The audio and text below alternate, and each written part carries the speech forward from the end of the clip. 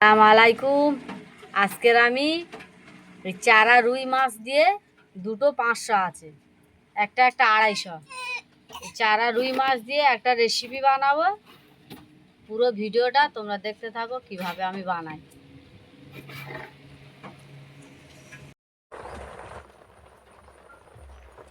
মাছটাকে ধুয়ে বেছে বেছে পরিষ্কার করে আমি ধুয়ে নিয়ে এসেছি।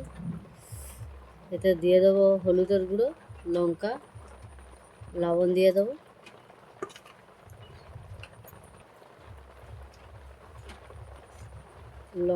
হলুদের গুঁড়ো,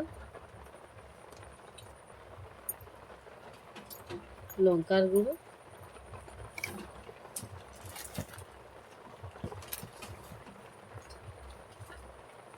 লবণ। এটাকে আমি ভালো করে মিক্সড করে নেব। কড়া গরম হয়ে গেছে, কড়ায় দিয়ে দেবো তেল।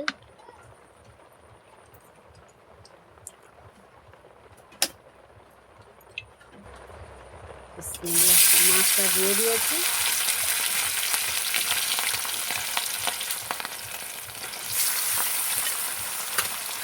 সব একটা একটা করে আমি দিয়ে দেবো।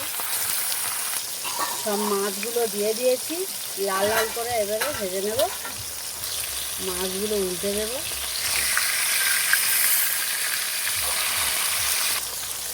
মাছগুলো উল্টে দিয়েছি, মাছগুলো লাল লাল করে ভেজে নিয়েছি। সবগুলো তুলে নেব। সব মাছগুলো তুলে নিয়েছি, লাল লাল করে ভেজে নিয়েছি। ফোড়ন বাটা দিয়ে দেবো।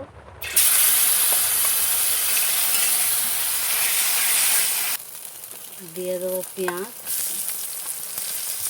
পেঁয়াজটা লাল লাল করে ভেজে নেব। দিয়ে দেবো আদা রসুন বাটা, জিরে সর্ষে, আমশি, লঙ্কার গুঁড়ো, হলুদের গুঁড়ো, জিরের গুঁড়ো, ধনিয়া গুঁড়ো, এইগুলো সব একসাথে দিয়ে দেবো। আজকের আমি ওই চারা রুই মাছ দিয়ে ওই আমশি দিয়ে টক করব। দিয়ে দেবো পানি। মশলাটা কষিয়ে নেব ভালো করে।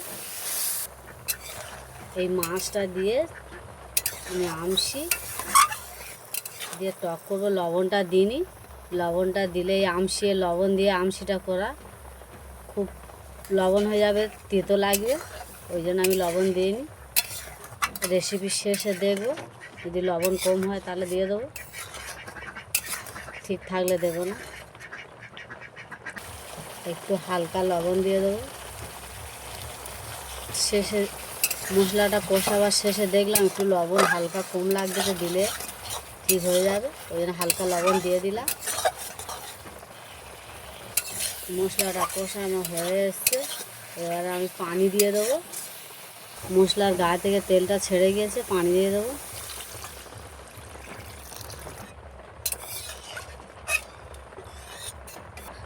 ঢাকনা দিয়ে দিয়েছি, কিছুক্ষণ ফুটিয়ে নেব। ফুটিয়ে নিয়ে মাছটা দিয়ে দেবো।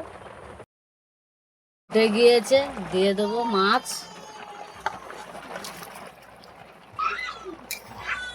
5 মিনিট আরও জাল দিয়ে নেব।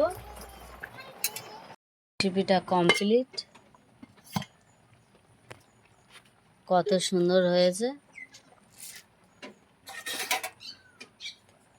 এইভাবে তোমরা বাড়ি থেকে বানিয়ে খেও, খুব ভালো লাগবে।